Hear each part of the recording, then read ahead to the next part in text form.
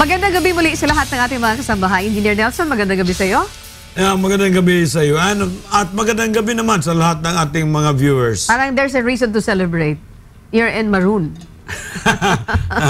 Yeah, meron kasing magandang balita na galing sa Europe. Ay nako, yan ang pinag-uusapan natin for almost how many episodes na pinag-uusapan natin yan. Left and right yung mga atake tungkol dyan. But, ano sinasabi niyo, Engineer? Mayroon good news. Meron good news. That's good. Ano itong sinasabing good news? Yan ba yung topic natin ngayong gabi? Ano ba yun? Yan ang topic natin na meron good news mula sa Europe. Ayun. Ano yun? Yung mga international... Yung International Tankers Association na based in Europe, yung Intertanko, ay ayaw nila na maban ang marinong Pilipino sa kanilang mga barko. Wow! Sa kabila ng report ng EMSA na tayo ay... maraming non-conformities. Okay, that's good news mga kasambahay.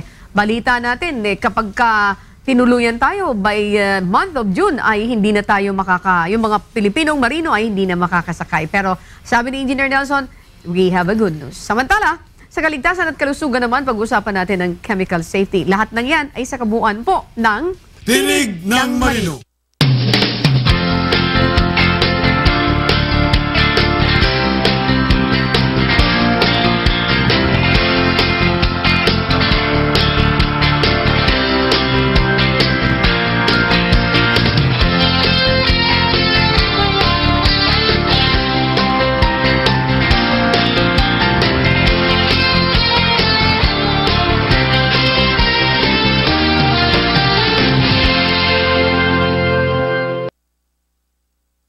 Rated G, mga palabas yan na pwede sa lahat. Rated PG, kailangan nakaabang ka para sagutin ang mga tanong nila. Rated SPG, dahil may mga programang masiselan. Para sa matalinong panonood.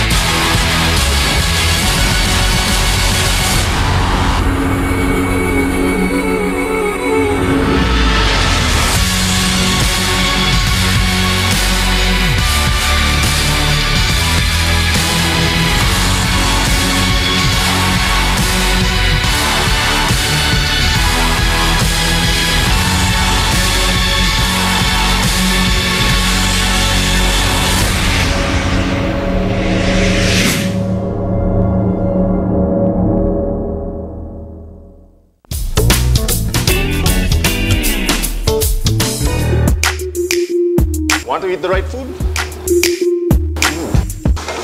Cook the healthy way. Watch us every Sunday 9:30 to 10:30 a.m. here at UNTV, Your public service channel.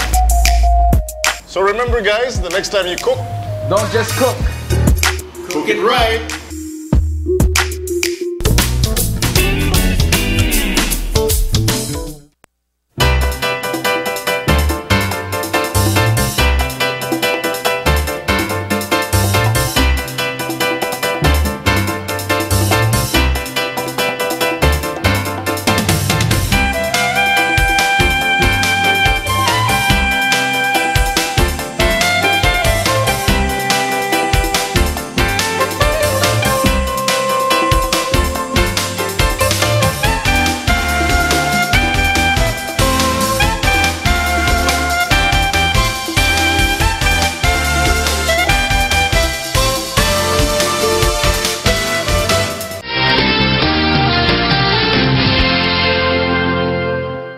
Yes, once again, isang magandang gabi sa lahat ng ating mga manonood dito po sa Tinig ng Marino.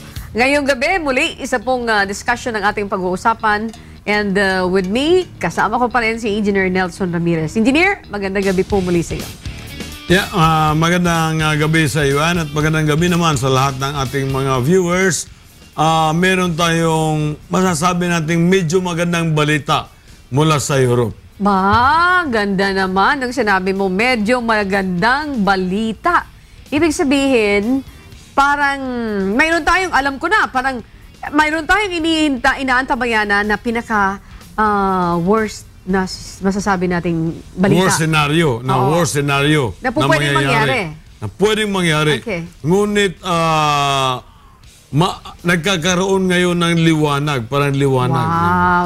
A Is light that the reason at the end of the kung- tunnel. Okay, is that the reason kung bakit may konting ngiti sa iyong mga labi, engineer? Ayan. Yan. Oo. Pero si engineer, tingnan mo, hanggang ngayon, kahit na mag-isa lang siya sa laban, nandun pa rin siya. And what is this all about? Ano yun? Yung pag-usapan natin dito sa Tinig ng Marino. Yeah, it is about the banning of the Filipino seafarers who are on board the European-owned vessels. Ng mga 80,000 ito sila, kang mga marinong Pilipino na nandyan sa mga European-owned vessels.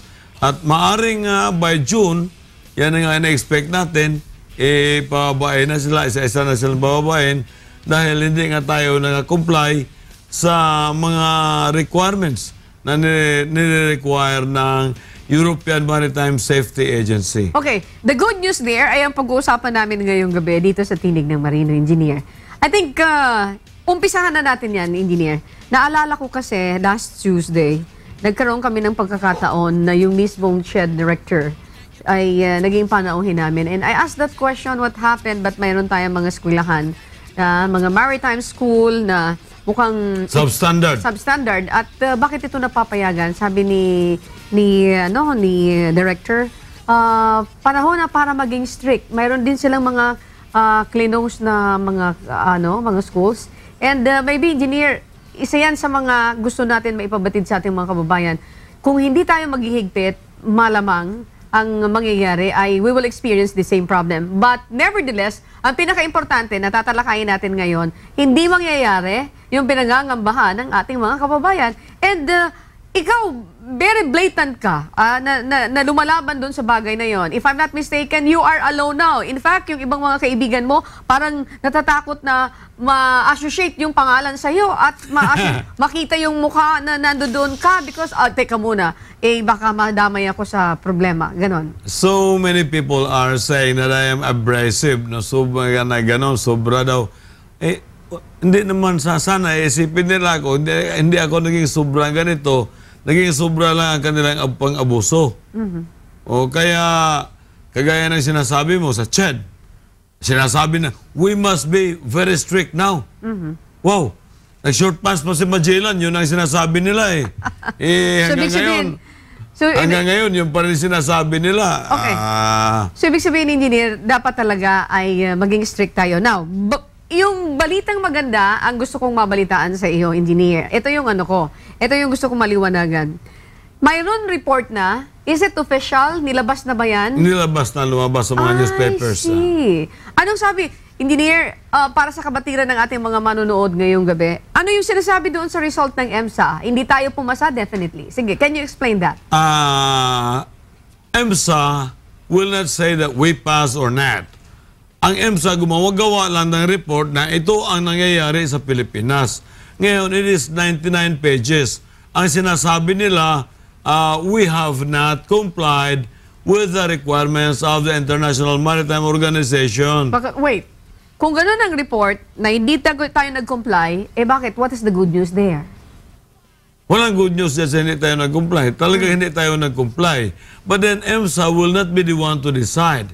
It is the European Commission that will be submitting or endorsing that that our seafarers will be banned. And then sabihin ng European Union, well, ngayon, hindi na kami kukuha ng mga marinong Pilipino dahil yung inyong education and training ay substandard. Okay, hihimayin natin ito ngayong gabi, mga kasambahay. Naalala niyo po na tinalakay namin dito ni Engineer Nelson yung tungkol doon sa magiging epekto sa atin. If I'm not mistaken, you made mention before that's almost 80,000 na mga seafarers ang maapektuhan nitong resultang ito ng EMSA. Incidentally, dahil hindi nag-comply yung Pilipinas. Okay. I-recommend naman yan sa European Commission. Pero yung European Commission, may we know from you kung ano ang resulta doon sa European Commission? Mayroon ka bang balita tungkol doon? Actually, wala pa silang sinasabi na final report, no? Ang European Commission, meron noon, sinasabi nila na this is not non-negotiable. Meaning, kung anong nilalabas ng findings ng EMSA, i-implement nila yung ban. Ngunit medyo nag-soften din ata ngayon na huwag daw munang i-ban ang because, first endorsement yung sa Intertanko. Okay, sandali lamang po. I think this is a good news na, Engineer Nelson. Yeah, this is a good news. Balita. Kahit hindi nakapag-comply ang Pilipinas doon sa hinihingi ng EMSA, okay, hindi tayo, ang report ng EMSA, hindi tayo nag-comply, pero isa sa mga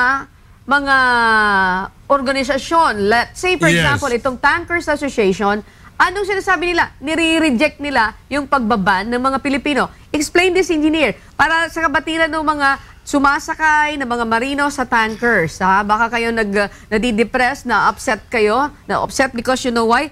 Baka isipin ninyo sa pagbaba ninyo dito sa barko, because of this report, hindi na kayo muling makakadaong. Sige, Engineer, coming from you, explain this para sa kabatiran ng ating mga manonood ngayong gabi. Yeah, maaaring nasabi ng Intertanko, no? We cannot ban outright. Intertanko, ang ibig sabihin ay Independent Tanker Owners Association, Owners Association ng Europe, no? Okay, ano sinasabi po? Kasi, say for example, kung halimbawa papalitan natin kaagad itong mga Pilipinong to na matagal nang naninilbihan sa atin. Sila ang nakikita natin na magaling naman. Paano, saan tayo kukuha kaagad? Ng kapalit. Yan ang una. Pangalawa, matagal na nagtrabaho sa atin to. Proven and tested na to na magaling. Bakit papalitan ko na hindi ko pa alam? Okay. That could be the reason. So yan ang rason kung bakit association ito ng mga Tanker owners. Tanker owners. Aba, ilan kaya naglalayag ng mga tankers sa buong mundo? Marami. So, ibig sabihin, yung mga seafarers na nariyan sa tanker, wala pala kayong dapat ipaglala kahit na papano, nire-reject naman itong International Tanker Association na kayo po ay iban. Yeah. Okay. Engineer, what about the luxury liners? Pag sinabi natin mga luxury liners, ito yung mga barko na parang, anong tawag dito, Engineer? Yung mga, halimbawa, gusto mo maglayag, mamasyal. Mga turista yung mga nandyan. Umikot ka sa Caribbean, umikot ka sa Europe, umikot ka ng North. Yes. Sa North, during summertime. Okay, maglayag ka sa mga lugar, sa iba't ibang mga panig ng mundo. Mayroong iba naman na Asia naman ang nila, biyahe. Okay. Katulad ng mga ibang mga barko na luxury liner na pupunta dito sa Manila ngayon. Yes, yung mga cruise ship na nagpupunta na dito sa Boracay, mga ganyan. Yung wala rin silang dapat na ipangamba? Kasama na rin yan sila. Kasi yung pag sinabi nating European-owned vessels, lahat ng yung Royal Caribbean Cruise ship, no? Kaya yung Norwegian cruise liners. Panamanian, although yung iba, Panamanian flag na, or Liberian flag yan, pero yung mga owners ay mga European din. Okay, so ibig sabihin, manangangahulugan na sila din ay hindi sila papayag na maban yung mga Pilipino na umakyat muli sa barko kahit na mayroon tayong deficiency. Yeah, kasi maaaring nasabi nila, okay, ang eskwelahan, maraming eskwelahan sa Pilipinas na substandard, maraming training center na substandard, may mga fake na certificates. Pero yung mga marino namin na nandito sa barko, na nandito na ilang taon, talaga namang magagaling. Okay. Bakit namin pababayin ito? Okay. Pero Pero ito yung pinangangambahan mo, Engineer Nelson. Yeah. That's why you keep on fighting up to the extent that some of your friends, I don't know if they leave you already or they're just there habang mainit pa yung issue. When we come back, pag-usapan po natin yan.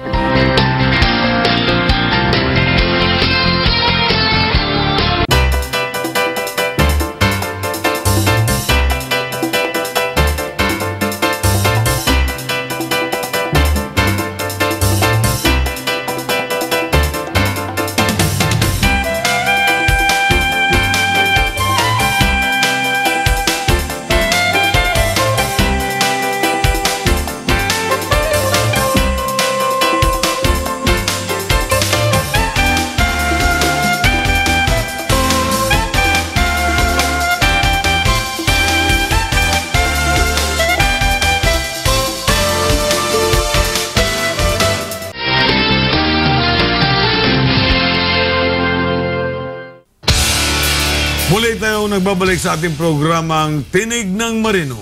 Okay, Engineer. Balikan natin. Ikaw, napaka-aggressive mo. Fighting for this issue. Okay. Ngayon, eto na. Hindi naman pala tayo dapat na mangamba. Nagkaroon ka patuloy ng kaaway. Naaway mo pa ngayon si Mejia. Dati yung kaibigan. Ganito kasi. Hindi ka pa pwedeng tumahimik na lang dito sa Ang usapin. pinaglalaban ko, simulat sa poll na natayo ang United Filipino Seafarers, ay ganoon pa rin hanggang ngayon So, ibig sabihin, Pinaglalaban lang natin yung tama. Ngayon, sabihin natin na, may magandang news na, no? Hindi itutuloy yung ban ng mga Filipino seafarers sa mga European-owned vessels. Hindi naman yan lang ang problema. Ang problema natin sa Simasbuk, sa Marina, nandyan pa rin. Okay. Ang problema ng mga marino sa kanilang certificate of proficiency ay lumalala pa rin, no? so, ibig sabihin, you cannot keep quiet. Because these are valid, ito yung mga validing These are concerns. valid sa ating issues na yes. problema ng mga seaman. At saka, sinasabi natin, yung mga eskwelahan ng substandard ay nandyan pa rin. At pinagbibigyan pa rin ng Commission on Higher Education. Okay, baka naman talaga. At Marina. Okay, Engineer, dito sa usaping ito, ibig sabihin, gumawa ng move si Administrator Mejia na baka sinausap niya na yung European Union at sinabi, wag niyo kaming iban. So, ibig sabihin, wag tayong mag-alala. Gagawa namin ito ng paraan. Hindi ka ba naniniwala na pati yung tungkol doon sa non-issuance ng mga seafarers, seaman's book ay magagawa niya ng paraan? Yan, of course, sasabihin na may kiusap siya, pero mayroong mga puerto sa buong mundo na stricto sila, mainit sila sa mga marinong Pilipino, maaari nilang mumultahan yung barko. Okay, so meaning to say, Ang akin lang you kasi, cannot keep quiet because of this issue. Ang akin lang kasi, gawin lang natin yung tama. Bakit ba talaga gagawa tayo ng mali, pagkatapos gagawa tayo ng katuwiran na ito lang dapat gagawin natin? Hindi. Okay. Gawin lang natin yung tama. Hindi na ako mag-iingay. Okay. May pag-asa ba na magbigay ng extension ng European Union dito po sa nasabing, hindi naman tayo ban. Maaaring ganito nga, di ba, na nabanggit din natin dito sa usapan natin, no? Sa ating mga usapin, na ang European Union ay nagpagawa ng survey sa devastation ng Typhoon Haiyan sa ating bansa at ilang marino, pamilya ng mga marino ang napinsala doon sa Typhoon Haiyan or Typhoon Yolanda kung tinatawag dito sa atin. Gumawa din tayo ng report at isinabmit natin yan sa European Union. So maaring sabihin ng European Union, hindi namin ituloy itong aming pagban ng mga marinong Pilipino. Kasi maaring tatawagin na kami ng mga sobra naman kami pag-asadista. Sobrang pag-asadista ang mga European ship owners o European Union na ito na nga, tinamaan na nga, hinagupit na nga ng bagyo. Tinuluyan pa natin sila, no? Pero, Engineer, kung titingnan mo naman sa isang banda, talagang it's hard for them to do this, to ban the Filipino seafarers. Where will you get the replacement? Imagine, kung yan ay 80,000, where will you get that? It's not that easy to look for a replacement. Kumuha ka sa Indonesia, kumuha ka sa Korea. Tingnan mo, speaking of Korea, nangyari sa Korea yung isang barko doon Tumaob, may namatay na mga dahil mahigit yung 100. kapitan ay on vacation, nagpapalit siya. Ha? Pinapalitan niya ng isang kapitan because yung isang kapitan na talagang naka-duty doon ay nagbakasyon. So, ibig sabihin, hindi rin sila masyadong, I don't know kung tama yung sasabihin ko, pardon my word, pero magagaling talaga yung mga Pilipinong marino. Wala kang kukuha ng kapalit. Saan ka kukuha ng kapalit? Ang mapagkunan lang maari sa China, sa India, sa Pakistan, Indonesia. sa Vietnam, sa Indonesia, sa Myanmar, no? Okay, but question. Pero hindi yung very abrupt na alisin mo yun, may kapalit ka kaagad. So, ibig sabihin, mahirap. pwedeng mapunan, pero hindi mo magagawa na abrupt. Not overnight. Okay. Hindi ganyan kadali. Ngayon ba, engineer, ano ba ang maaring gawin ng European Maritime Safety Agency sa ating mga eskwelahan? Maritime trainings, pababayaan na lang ba natin dahil kahit na mayroon tayong mga deficiencies, they still accept us. Exist, no? Mag-monitor pa rin continuously ang European Maritime Agency. Mag-monitor. And then ang ating maritime administrator has to submit a report quarterly kung ano ang mga milestone na nagagawa natin. Okay. As to whether we have done something, hindi naman kasi pwede yung di ba dito sa atin ang mga ginagawa ng mga report na hindi tinutumbok agad, meron pang mga pasikot-sikot na itong ginagawa natin na habang hinahintay pa natin ang aksyon ng ibang eskwelahan, ito munang ginawa namin. Could you imagine at one time, no, may in-expose ako na Sawali Maritime Academy. What is that Sawali? It's made of Sawali, yung eskwelahan. So what's wrong kung Sawali? Baka kailangan din naman mainit, summer ngayon. Kaya nga, sawali, tapos wala ang nagtuturo ay although graduate ng nautical, pero hindi pa nakapagbarko. Nagdadrive lang ng motor cab. Yun ang ginawang instructor. Wala siyang actual talagang substandard. instruction. Ayun. Substandard. So, ibig sabihin, dapat ang magtuturo ay mayroon siyang karanasan sa pagkakay. May lisensya. May lisensya. License. No? Okay. Now, ganito yung nangyayari dyan. Sumulat ako sa Commission on Higher Education kung itong eskwelahan na to ay accredited ba ng CHED or hindi. Okay. Hindi ko have answered me in one word. Hindi. Di tapos, sinagot ako. 5 pages yung kanilang sagot. Walang sinabing hindi, walang sinabing oo. Okay. Yun na nga, talagang... Baka naman hindi talagang maaasar ka lang. Baka naman yung CHED ay... Ang akin, yun din ang ginawa nila sa EMSA.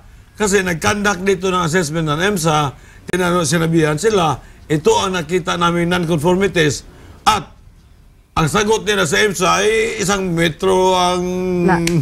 kapal.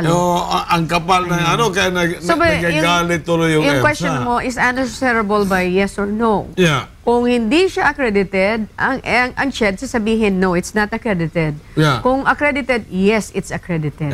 But they answered me with 5 pages. Okay. So ngayon, engineer, kung ako ang mag-summarize nitong sitwasyon,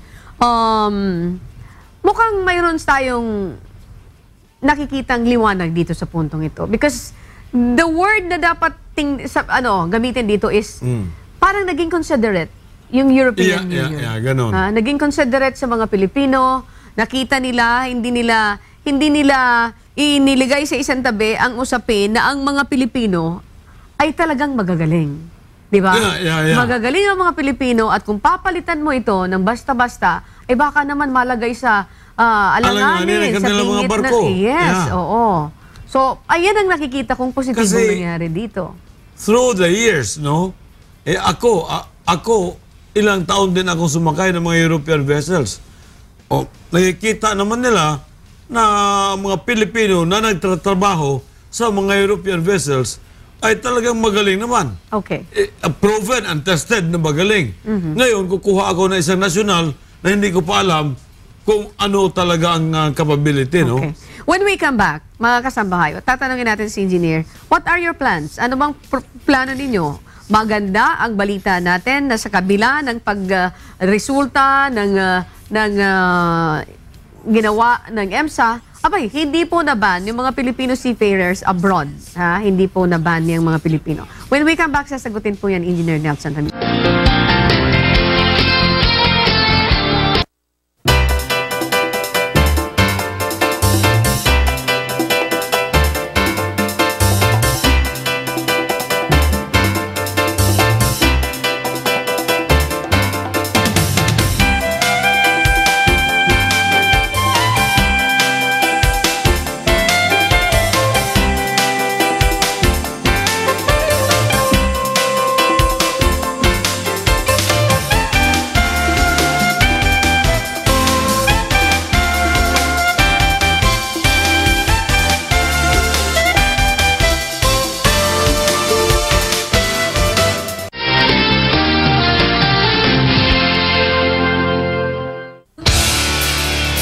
Muli tayong nagbabalik sa ating programang Tinig ng Marino.